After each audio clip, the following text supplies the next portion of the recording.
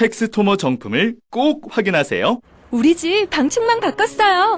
미세벌레 덤벼봐 먼지 모두 덤벼봐 촘촘해서 촘촘만 방충망은 촘촘만 예쁘고 통풍까지 좋아요. 방충망은 촘촘만 주식회사 텍스토머. 텍스토머 정품을 꼭 확인하세요. 우리 집 방충망 바꿨어요. 미세벌레 덤벼봐 먼지 모두 덤벼봐 촘촘해서 촘촘만 방충망은 촘촘만 예쁘고 통풍까지 좋아요. 방충망은 촘촘만 주식회사 텍스토머. 건강에 뭘 좀 아는 사람이라면 자, 따라해보세요. 하나 둘셋넷 건강해져라 건강해져라 건강해져라 건강해져라 가족 건강에도 부모님 선물도 건강종합몰 정관장몰.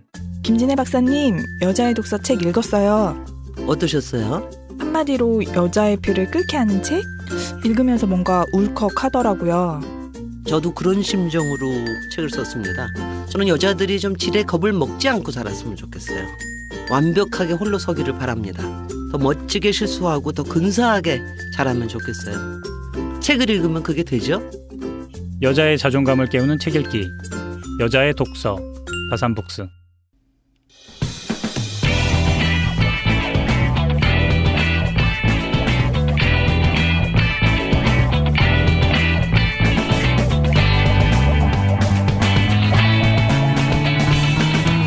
김어준의 뉴스공장.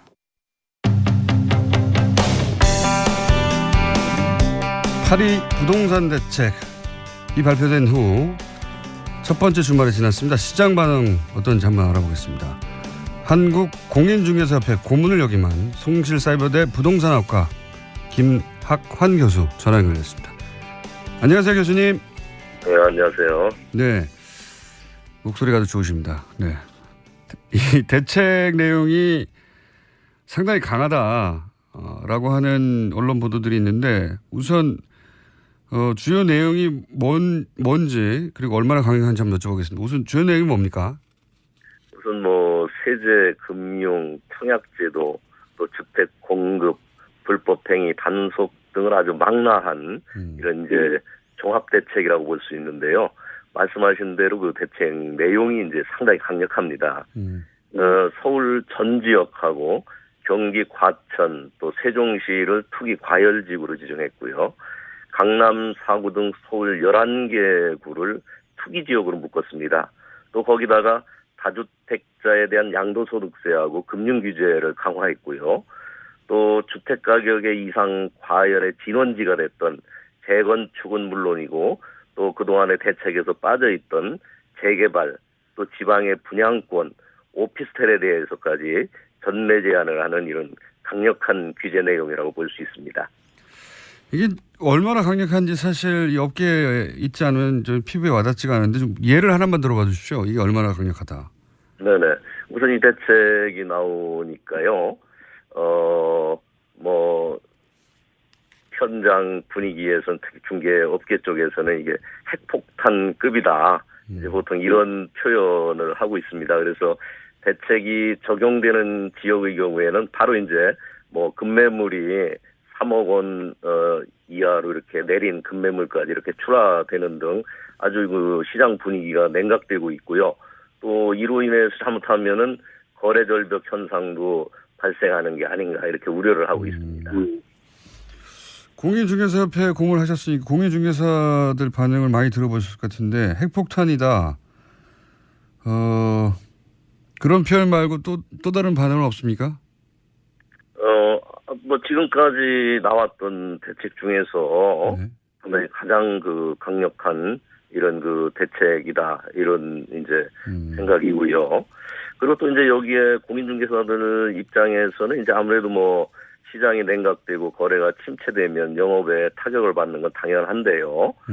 또 하나 이제 그 대책 내용 중에 보면은 이제 부동산 불법행위 단속을 위한 특별 사법경찰 제도를 도입하겠다. 단속 행정의 실효성을 강화하겠다. 또 이제 합동 점검반을 구성해 가지고 현장 점검을 좀 높이겠다. 이렇게 이제 내용이 있는데요. 이런 부분에 대해서는 마치 이게 공인중개사들이 그 투기를 조장한 세력인 양 이렇게 취급하는 것이 아닌가 하는 겁니다. 그래서 여기에 대해서도 좀 매우 불쾌하다는 이런 입장을 가지고 있습니다. 중개업자들이 그런 반응을 보인다는 건 물론 뭐 중개업자들은 먹고 사는 문제니까 본인들이 먹고 사는 문제에 타격이 오니까 이제 불만이 많을 수 있는데 그렇다면 이 정책이 제대로 된 방향으로 가는 거다 이렇게 일반인들 입장에서 보면 됩니까? 어떻습니까?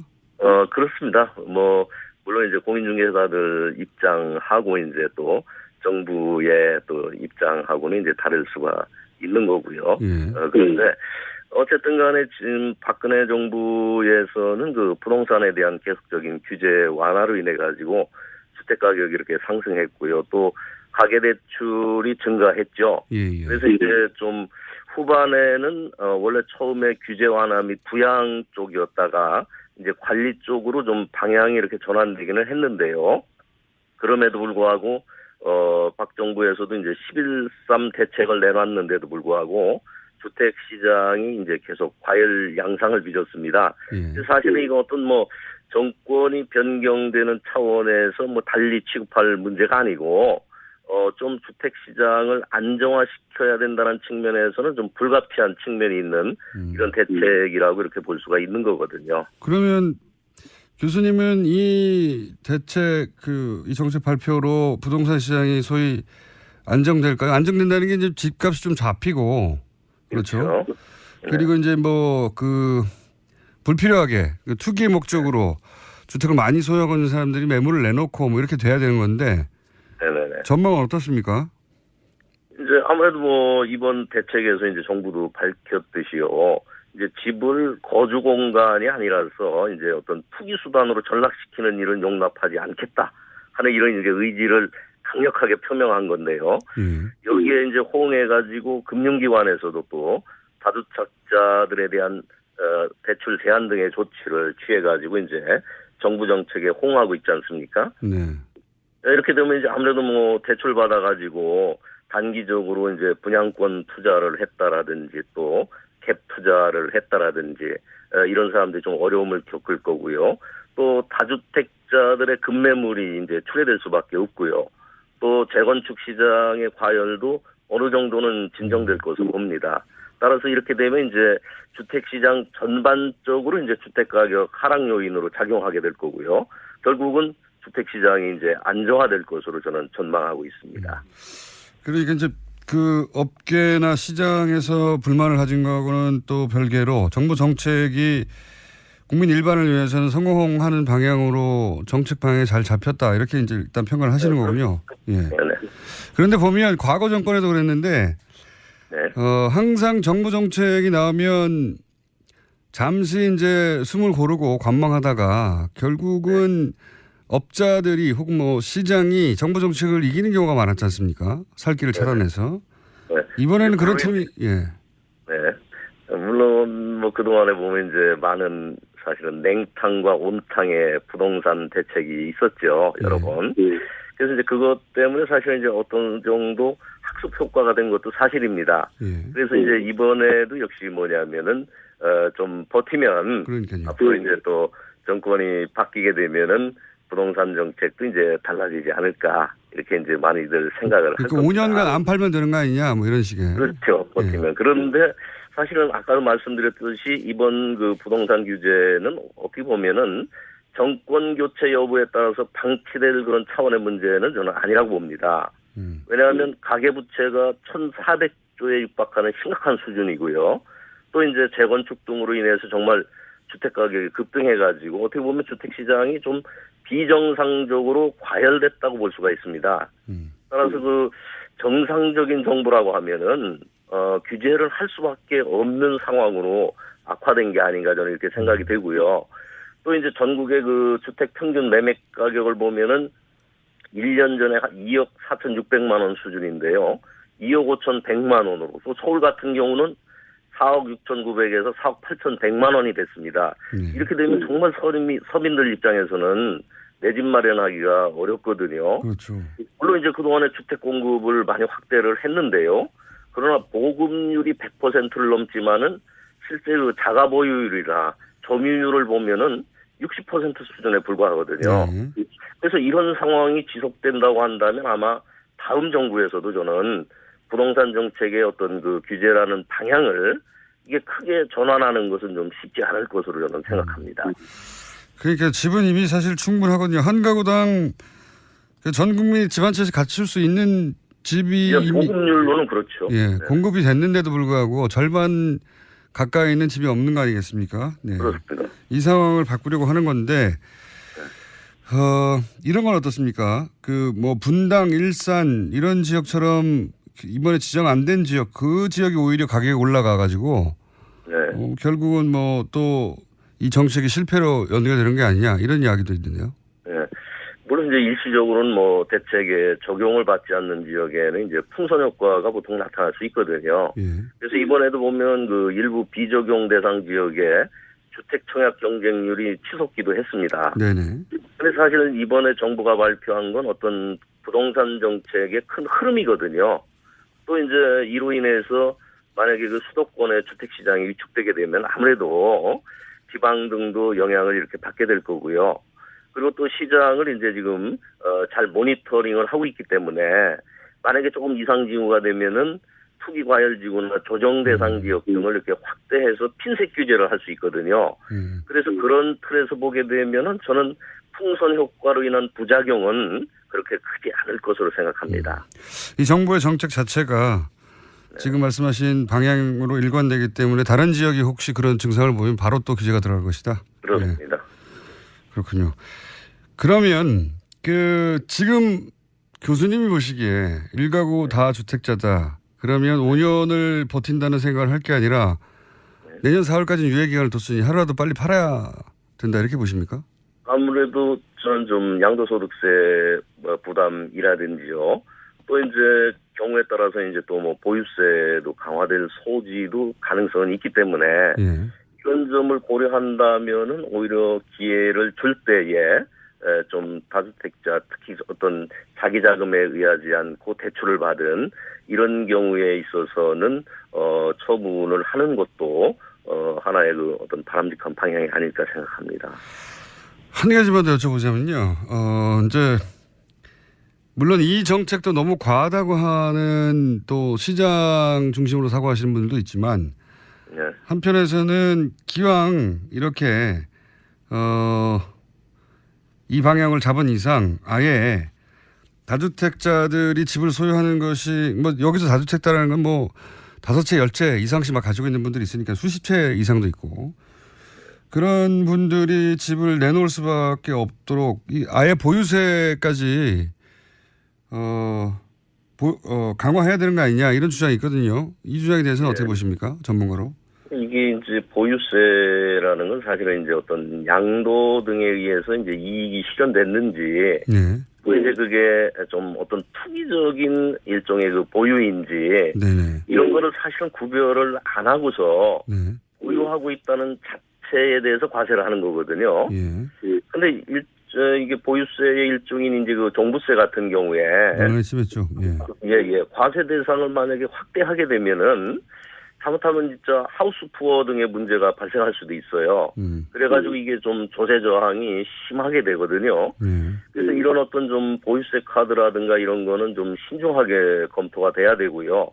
그리고 또 이번 대책이 이제 상당히 좀 종합적인 대책이고 강력한 것이기 때문에 좀 시장 상황을 좀 지켜보고서 만약에 이 대책으로 인해서 정책 효과가 뭐 충분히 난다면 더 강력한 카드까지 이렇게 한꺼번에 꺼내들 필요는 없지 않나 이런 생각입니다. 교수님 말씀은 이 정도 정책을 효과가 나면 보유세까지 갈 필요가 없고 거꾸로 얘기하면 이 정도 정책으로도 또다시 시장이 한동안 눈치를 보다가 과열되면 보유세도 고려할 수 있겠군요. 그렇습니다. 네네. 네. 한 가지만 더 여쭤볼게요. 마지막으로. 실소유자들이 이 정책으로 인해서 불이익을 당하거나 어려움을 겪을 수는 없을까요?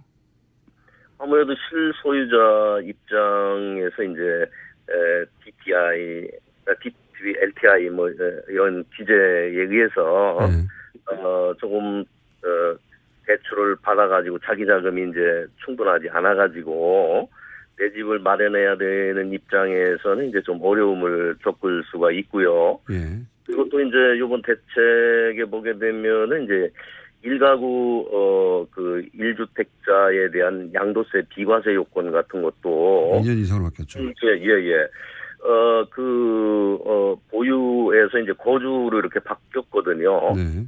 이거는 어떻게 보면 좀 요번에 실수요 보호와 단기 투기 수요 억제를 한다라는 이런 그 대책하고 좀 안 맞는 것 같은 이런 생각입니다. 사실 그 보유를 안 하는, 하고 있으면서 거주를 안 하는 게 이제 여러 가지 사유가 있는 거거든요. 그렇죠. 한 가지 사유만은 아니죠. 예. 건강, 뭐 자녀 교육 문제 이제 이런 여러 가지가 있는 건데 이걸 갑자기 이렇게 그 보유에서 거주로다가 바꾸게 된다고 한다면 이게 거기에 해당하는 사람들은 상당히 당황스러운 거고요. 그리고 또 이게 비과세 요건을 이렇게 바로 그냥 거주를 안 하고 보유만 하면은 양도세를 몇 % 이렇게 하겠다는 게 아니고 아예 그냥 all or nothing 이런 식으로 가게 되는 거는 이거는 조금 저는 문제가 있다고 봅니다. 그렇군요. 정책의 파인 튜닝이 좀 필요하다. 그런 부분은 네네네. 실수요자를 위해서는. 네네. 알겠습니다. 오늘 여기까지 듣고요. 좀 다른 이야기들, 그 실소유자들의 아주 구체적인 이야기는 저희가 한 번 더 시간을 마련해 보겠습니다. 전체 정책을 오늘 좀 훑어봤습니다. 오늘 말씀 감사합니다. 네. 네. 지금까지 한국공인중개사협회 고문을 역임한 송실사이버대 부동산학과의 김학환 교수였습니다. 또 떨어졌어. 너 또 입사 시험 봤어? 아니, 차량용 핸드폰 거치대 말이야. 여러 개 사봤는데 실패의 연속이야. 떨어지고 시야 가리고 운전석에서도 멀고 뭐 좋은 거 없을까? 싼 것만 찾으니까 그렇지. 제대로 된 거 하나 사서 편리하게 쓰는 게 더 낫지. 그런 게 있어? 그럼 있지. 1, 2, 3 할 때 2. 힘 세다 할 때 힘. 2 힘. 투 힘? 2배로 힘이 세다는 건가? 네이버 검색창에 2 힘을 검색해보세요. 오빠, 우리 어디 가는 거야? 정수 가지. 와, 우리 말 타러 가는 거야? 그렇게 좋아? 고민하지 말고 장수로 오세요. 온 가족이 즐기는 승마 체험과 국내 최대 규모의 말역사 체험관 등 장수에는 정말 볼 것, 누릴 것들이 넘쳐난답니다. 말의 심장 소리를 직접 느껴보는 장수에서의 하룬 여행. 장수는 항상 가까이 있습니다.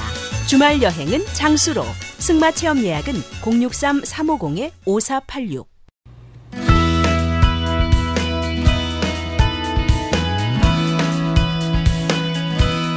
노예 공감병 의혹을 처음으로 밝힌 군인권센터가 어제 추가 폭로를 했습니다. 군인권센터 임태훈 소장님 전화 연결해 보겠습니다. 안녕하세요, 소장님. 네, 안녕하십니까. 몇 가지 추가적으로 폭로된 내용이 있는데 우선 경계병을 농사병으로 썼다는 내용이 어떤 겁니까? 네, 장군들은 신변보호가 원칙이지 않습니까? 네. 뭐 주요 암살할 수 있는 어떤 그런 타겟이 될 수 있기 때문에 공간을 또 부대 안에 두는 것이고요. 네. 그것을 또 경계병들이 경계를 하게 되어 있습니다. 네. 그런데 본인의 임무인 경계병 임무를 시키지 않고 이 사람들은 이제 농사병으로 부린 거죠. 텃밭에서 이제 애호박이나 가지, 오이, 감자, 토마토 이런 것들 작물을 재배하게 하고 예. 온실에서는 쌈채소 이런 것들을 재배하게 했거든요. 그래서 매일 새벽 5시에 기상을 해서 텃밭에 나가서 사령관 부부가 먹을 만큼의 작물을 수확해서 공관병들에게 전달하는 업무를 했고요. 또 오리와 닭 등을 이제 키우면서 거기서 나오는 신선한 계란들을 이제 공급해주는 역할을 했습니다. 이런 행위 자체가 거의 안보와 안전에 구멍을 내는 셀프 이적 행위다 이렇게 볼 수 있죠. 그러니까 총을 들고 경계를 서야 될 병사들 텃밭에서 농사하는 데로 부렸다. 박찬주 육군대장이 부부가 네. 그런 얘기군요. 재밌네요. 그리고 병들에게 전자팔찌를 채웠다고 하는데 이건 어떤 내용입니까? 전자팔찌가 이렇게 이제 공간 자체가 좀 넓으니까요. 네. 뭐 2층 또 양호로 되어 있고 하니까 자기들이 소리 질러 부르는 게 귀찮으니까 이제 우리 식당에 가면 이렇게 그 테이블 위에 있는 벨 있지 않습니까? 그걸 이제 누르면 손목에 진동하고 소리가 나는 겁니다. 공감병 손목에 채워서. 그러니까 그거는 이제 어디 벽에 붙여놓는 게 아니라 이제 수시로 이렇게 들고 다니는 거죠. 들고 다니면서. 그래서 뭐 한 번 누르면 조리병이 가고, 2번 누르면은 공감병이 가고, 3번 누르면 운전병이 가고 이런 식입니다. 가면은 이제 물 떠와라. 가면은 뭐 가져와라. 뭐 이런 식이죠. 거의 하인 취급한 거죠. 무슨 긴급한 상황이 아니라 뭐 물 떠와라 이런 잔심부름을 시키려고 모든 병들에게 팔찌를 채웠다고요? 예, 뭐 그 중에서 이제 막내한테 채우기도 하고 뭐 이랬는데요. 이 문제는 이게 이 전자팔찌에 대해서 본인들이 감사받을 때 정훈공보참모를 통해서 부인을 하는 입장을 기자들에게 배포했습니다. 그런 적이 없다. 본인들은 손님들 세 번 왔을 때 3번 착용하겠고, 손님들 있는 데서 이렇게 부르기가 좀, 뭐 예의에 어긋나는 것 같아서 뭐 그렇게 이제 했다라고 이렇게 거짓 주장을 하고 있는데요. 그 거짓 주장을 본 7군단 시절 공감병이 이제 너무 화가 나서 저희들한테 그 다음날 제보를 한 것입니다. 이 전자팔찌는 7군단 시절부터 처음 본인이 착용했다라는 이렇게 증언이 있었고요. 그래서 뭐 이런 증거인멸 우려 시도에도 불구하고 뭐 이렇게 강제 수사가 이루어지지 않고 있습니다. 그렇군요. 사병들은 뭐 공적인 병사가 아니라 이제 사적인 노예처럼 부린 건데, 그런데 이제 이런 폭로에도 불구하고 오늘 사실 인터뷰의 핵심 내용은 이건데요. 군 검찰은 사실상 수사를 포기한 것과 마찬가지라고 처음으로 폭로한 군 인권센터에서 다시 한번 주장했거든요. 이런 식으로 하면 제대로 수사가 안 된다고. 네네. 그런 말씀을 하신 이유가 뭔가요? 첫째, 이 사건이 발생했을 때 많은 국민들은 범죄인 것 같은데 왜 감사를 하지라는 의문이 들었을 겁니다. 그 감사라는 것은요, 징계를 하기 위한 전제 조건입니다. 그런데 징계를 할 수가 없다는 것이 밝혀졌죠.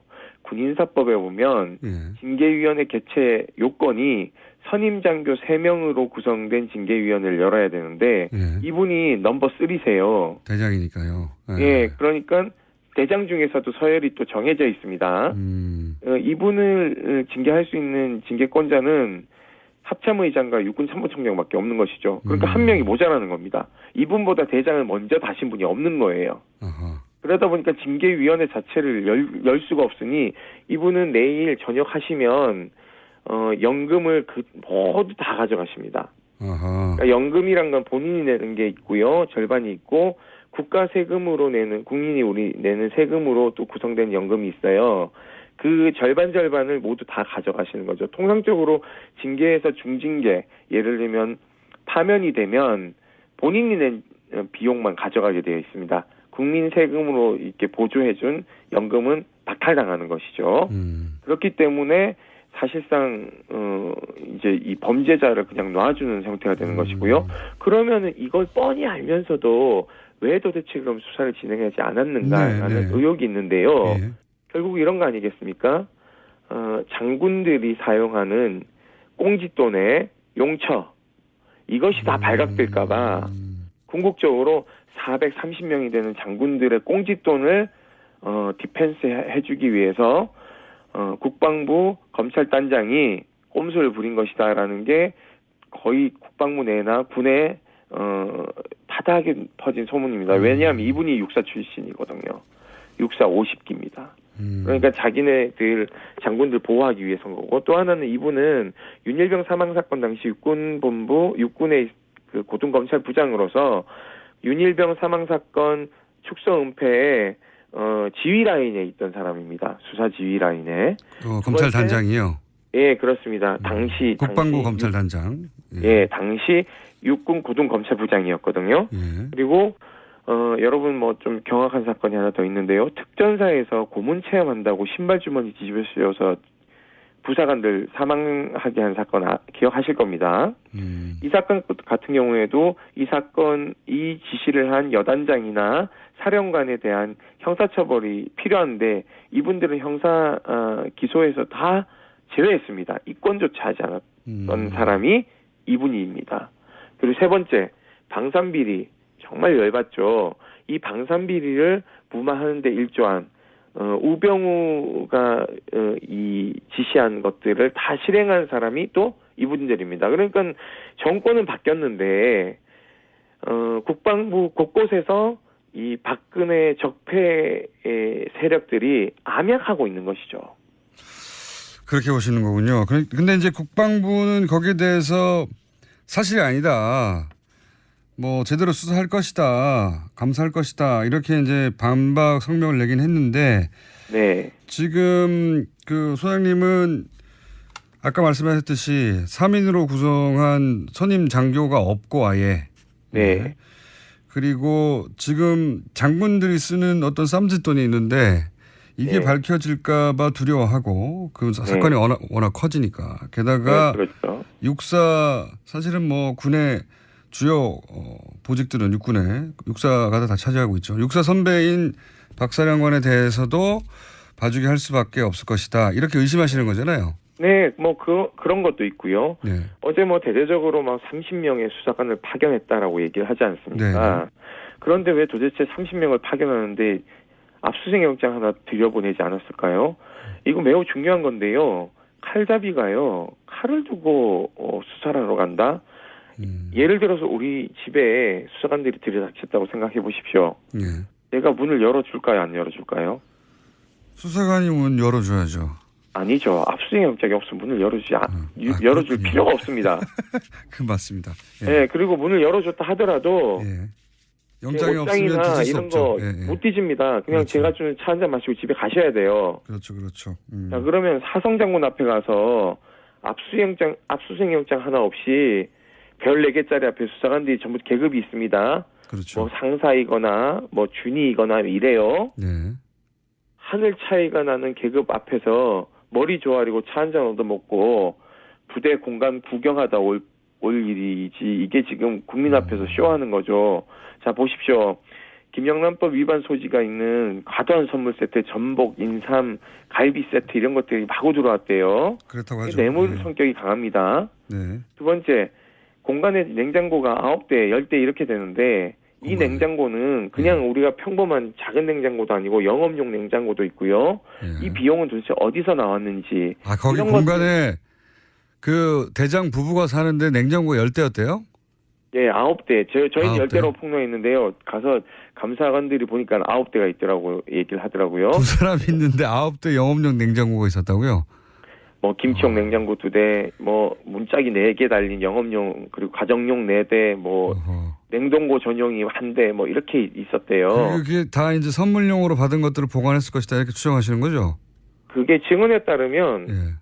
선물용 보관을 다 하다 못해서 창고에서 썩어 나가는 과일들도 많았고요. 그리고 그거를 도저히 감당을 못해서 일주일에 한 번씩 다 공관병의 진술에 따르면 갈아엎었대요. 갈아엎었다는 건 냉장고 너무 안을. 왜냐하면 이 두 부부만 먹으니까 아들들은 한 명은 군대가 있고 한 명은 서울에 있으니까 이 두 부부가 음식을 아무리 빨리 먹어도 냉장고 9대 분량을 어떻게 일주일에 다 먹습니까? 그렇죠. 그러면서 공관병은 과일 한 쪽도 안 줬대요. 차라리 버리지 공관병한테는 먹으라고 하질 않았다. 버리면요. 버린 거 기억력은 또 되게 좋대요. 기억력은 되게 좋아서. 예. 갈치 어디 갔냐라고 물어보면 썩어서 버렸습니다. 그러면 찾아와라고 해가지고 그걸 뒤져가지고 찾아오면 너가 먹어. 이런데요. 아니, 멀쩡한 건 안 주고 썩으면 썩어서 버리면 버렸다고 그걸 먹으라고 얘기를 하니 이분들의 심리 상태는 뭔지 도저히 이해할 수가 없습니다. 그렇군요. 근데 이제 그런 행위보다 더 따져야 할 것은 군 검찰이 그거 다 뇌물 아니냐 하나하나 따져봐야 한다. 그렇죠. 통상적으로 이런 일이 발생하면 지휘관들은 이렇게 하죠. 야, 꼭 이건 뭐 압수수색 영장 청구해야 돼 라고 얘기를 하겠죠. 장관님이 그런 얘기를 하셔야 되는데 장관님은 사법 처리하자 그러고 있고 검찰단장은 이거 사법 처리 대상 아닌데요. 이런 소리나 하고 있습니다. 그래서 지금 이 정도가 밝혀졌는데도 불구하고 제대로 수사나 처벌이 안 되면은 사실은 이거보다 더 약한 경우들은 다 나와간다는 얘기죠. 그래서 걱정하시는 거죠. 예. 어떤 분들은 이런 얘기를 하죠. 민간으로 가면 계급장 떼니까 더 세게 수사를 할 수 있지 않느냐 이렇게 얘기를 하는데요. 여기에 함정이 있습니다. 우리가 박근혜 최순실 관계를 밝히기 위해서 특검이 청와대 갔을 때 압수수색이 용이했나요? 못했죠. 이유는 딱 하나입니다. 군사 보안 시설이다. 예. 자, 이 작사도 부대입니다. 예. 군사 보안 시설이에요. 예.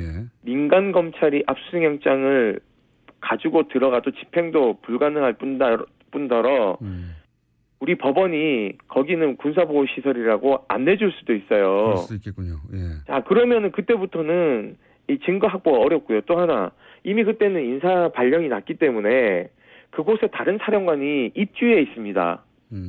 그러면은 이 두 부부가 사용하던 흔적들은 다 사라지겠죠. 없어지게 되는 거예요. 자동적으로 증거 인멸이 되는 겁니다. 그렇기 때문에 군 검찰은 민간 검찰이 이첩 받을 때까지 열심히 강제 수사를 해가지고 증거를 확보해서 넘겨주는 역할을 해야 되는 거죠. 근데 그 역할을 하기 싫은 거죠, 지금. 무슨 얘기인지 국민들 앞에 쇼하는 거예요. 그래서 지금 연일 주장을 하시고 군 검찰을 제대로 수사하라고 지금 압박을 하시는 거군요. 아, 기억하셔야 됩니다. 구테타를 2번 일으켰고 정권을 여러 번 잡아서 국민들을 도탄에 빠뜨린 사람들의 후예입니다. 여전히 전두환 같은 사람들은 육사 행사 가가지고 사열도 하고 이래요. 세상이 바뀐 게 아닙니다. 알겠습니다. 군이 다 그런 건 아니겠지만 지금 이 사건에 관해서는 지금 말씀하신 정도로 처벌하지 않으면 군의 사실은 이건 대표 케이스일 뿐이겠죠. 군의 만연해 있겠죠. 이런 일들이. 그걸 이렇게까지 밝혀졌는데 처벌하지 못하면 안 된다. 이번 기회에 제대로 처벌을 해야 된다. 이런 말씀이신 거죠. 국방개혁의 한 축인 그 군사 분야도 있겠지만요. 하나의 축은 군 인권입니다. 이 두 축은 불가분의 관계로 엮여 있거든요. 한쪽이 무너져 내리면 한쪽도 당연히 무너져 내린다는 인식을 가져야 됩니다. 그래서 저는 문재인 정부의 국방개혁의 군인권 척도가 이 문제로부터 시작된다라고 저희는 판단하고 있고, 그렇기 때문에 이것은 발본에서 뿌리를 뽑아야지만이 건강한 장군들이 나라를 건강하게 지킬 수 있는 법입니다. 알겠습니다. 오늘 말씀 감사하고요. 제 생각에는 소장님하고 앞으로 인터뷰를 몇 번 더 해야 될 것도 같습니다. 저희 인터뷰 한 번으로 끝날 것 같지 않네요, 사안이. 네네. 알겠습니다. 오늘 여기까지 듣겠습니다. 감사합니다. 네, 감사합니다. 지금까지 군인권센터의 임태훈 소장이었습니다.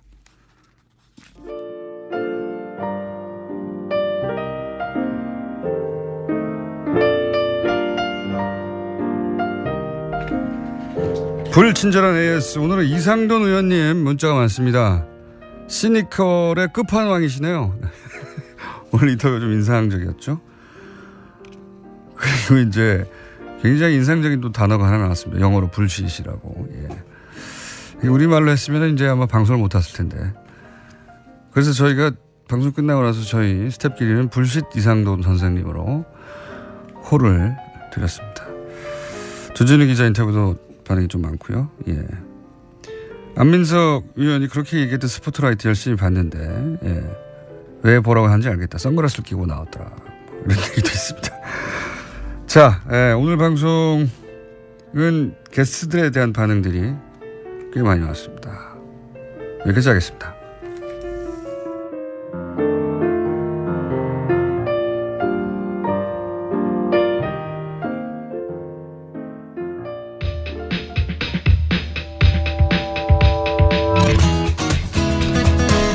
제가 그 말씀을 안 드렸는데요. 예, 군인권센터 소장님 주장에 대해서 국방부의 반론 저희가 받습니다. 네, 국방부 저희 섭외하면 꼭 응해 주시기 바랍니다. 반론권 보장되어 있습니다.